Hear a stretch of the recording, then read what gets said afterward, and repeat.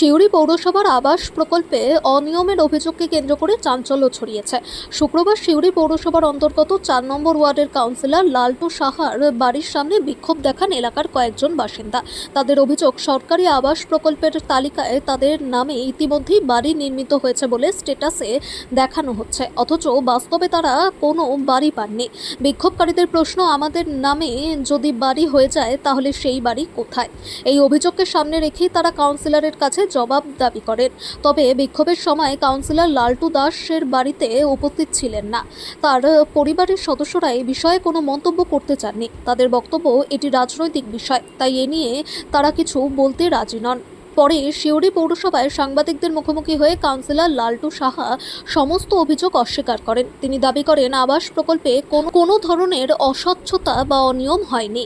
সরকারি নিয়ম মেনেই সম্পূর্ণ স্বচ্ছ প্রক্রিয়ায় উপভোক্তাদের নির্বাচন করা হয়েছে। কারোর যদি কোনো অভিযোগ থাকে তবে তার সংশ্লিষ্ট দপ্তরে জানিয়ে তদন্তের আবেদন করার পরামর্শও দেন তিনি।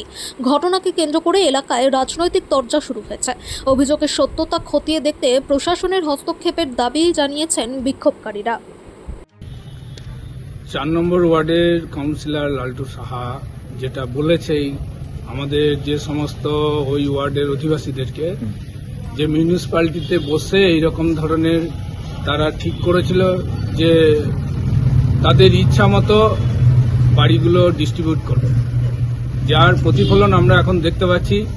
এবং এই বিষয়টা ভোটের সময়তেই আমাদের সিউড়ি বিধানসভার বিধায়ক, আমাদের রাজ্যের উচ্চশিক্ষামন্ত্রী জগন্নাথ চট্টোপাধ্যায় বলেছিলেন যে শুধু একটা দুটো নয়, সিউড়ি শহরে এরকম 2000-এরও বেশি বাড়ি এরকম কেলেঙ্কারি হয়েছে। হাউস ফর অল যে কেলেঙ্কারি সিউড়ি পৌরসভার কাউন্সিলররা এইভাবে করেছে। নিতাইয়ের বাড়ি মাধাইকে দিয়েছে, মাধাইয়ের বাড়ি জোগাইকে দিয়েছে, সিউড়ি শহরের বাড়ি সাহাপুরে দিয়েছে, নিজের আত্মীয়দের এইভাবে বাড়িগুলোকে এরা দিয়ে দিয়েছে। এখন এই সমস্ত সাধারণ গরিব শ্রেণীর মানুষরা এরা এখন যখনই হাউস ফর অল আবার নতুন করে শুরু করেছে, প্রধানমন্ত্রী যে আবাস যোজনার বাড়ি বিজেপি সরকার 1 লক্ষেরও বেশি বাড়ি দেবে, যখন বাড়ি এরা অ্যাপ্লাই করতে যাচ্ছে অলরেডি এর নামে বাড়িটা স্যাংশন হয়ে গেছে। তাহলে এখন এরা ভুক্তভোগী, এরা কি করে বাড়ি পাবে? এরা না পেয়েছে টাকা, না পেয়েছে বাড়ি, এদের বাড়ি কেন অন্যজনকে দেওয়া হবে? জঘন্যতম অপরাধ। তাই কঠোর থেকে কঠোরতম শাস্তি এই কাউন্সিলর এবং এই চক্রে যারা যারা জড়িত তাদেরকে দেওয়া উচিত।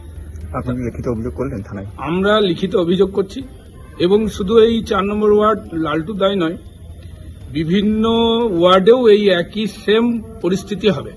1 নম্বর ওয়ার্ড থেকেও আমার কাছে 5-6 জন এসছে, 18 নম্বর ওয়ার্ড থেকেও আমার কাছে 5-6 জন এসছে, 19 নম্বর থেকে এসছে। এইরকম 1 থেকে 21টা ওয়ার্ডেই প্রত্যেক মানুষ আমাদের কাছে এসছে যে তারা যখনই অ্যাপ্লাই করতে যাচ্ছে তাদের কাছে দেখা যাচ্ছে যে তাদের অ্যাকাউন্টে টাকা ঢুকে গেছে বা তার বাড়ি পুরো সম্পূর্ণ দেখাচ্ছে। তাই এই বিষয়ে আমরা উচ্চ পর্যায়ের আমরা তদন্ত চাইছি প্রশাসনের কাছে, এবং কঠোর থেকে কঠোরতম এদের শাস্তি যাতে হয়, এবং এরা যদি না বাড়ি পায় এই সমস্ত কাউন্সিলরদের কাছ থেকে সেই টাকা নিয়ে এই উপভোক্তাদের যেন দেওয়া হয়। দাদা, আরেকটা বিষয়, তিনি লালটু রয়েছেন, তার স্ত্রী অভিযোগ করছেন যে তাদের বাড়ি ভাঙচুর করা হয়েছে, তারা গেছিলেন আজকে। কি বলবেন এই বিষয়ে? এটা সম্পূর্ণ মিথ্যা।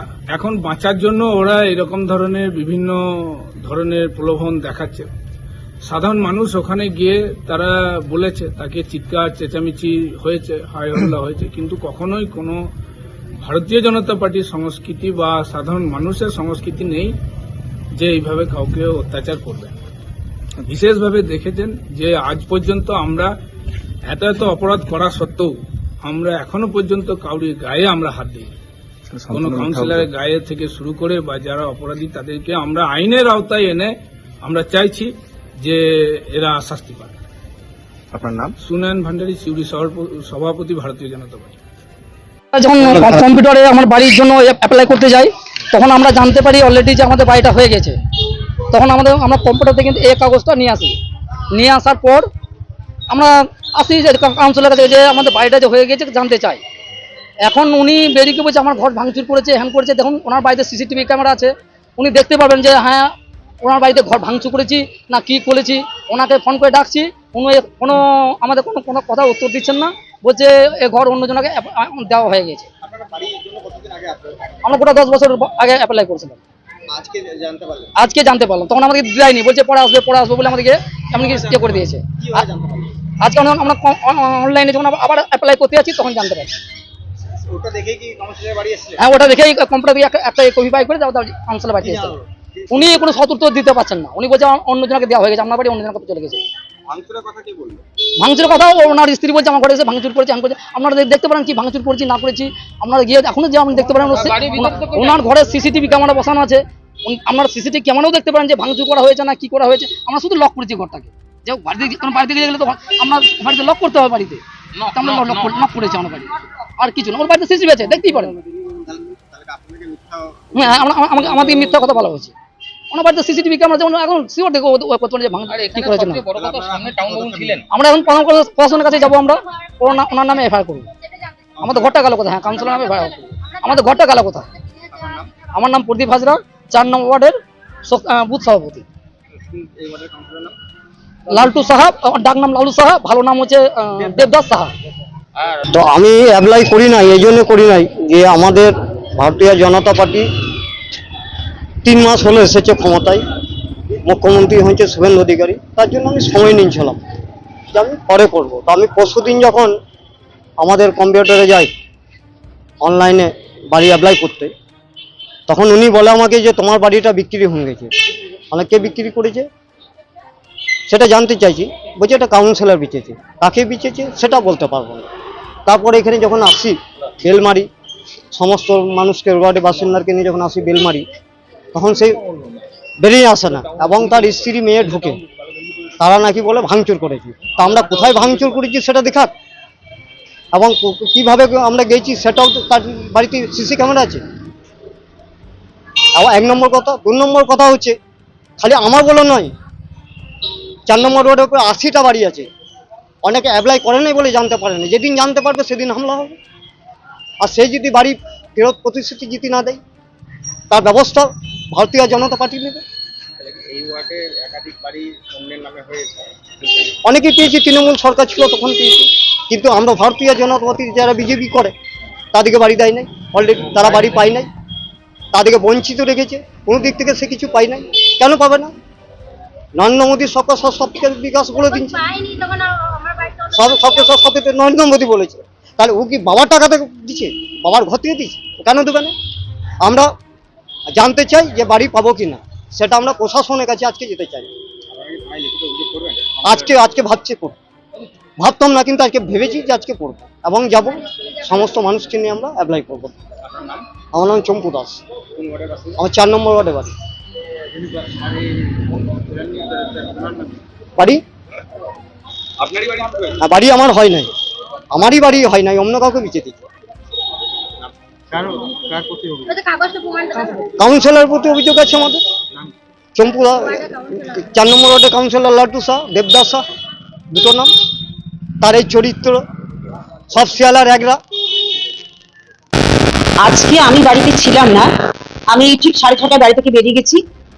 আমার হাজবেন্ডও বাড়িতে নেই, আমার 2টি মেয়ে, একটা ছিল এবং রান্নার মেয়ে ছিল।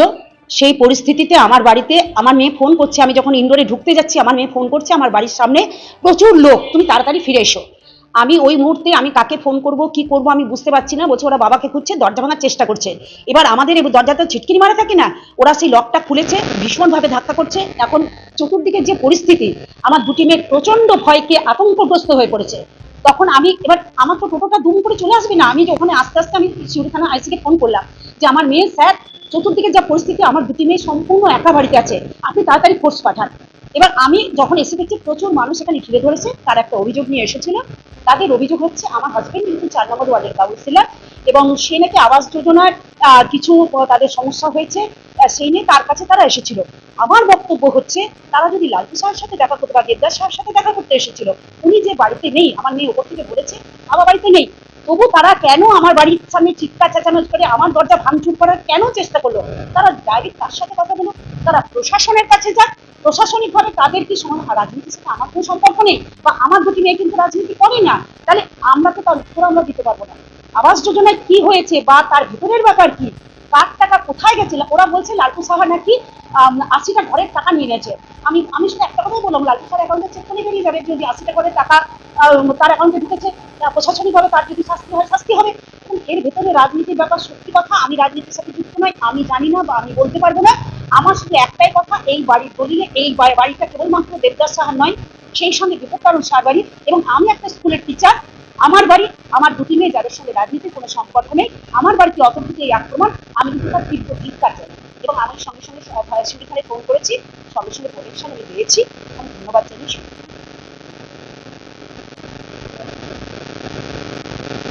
আমি সেটা চিন্তা ভাবনা করে দেখবো, আমার যদি মনে হয় আমি অভিযোগ জানাবো।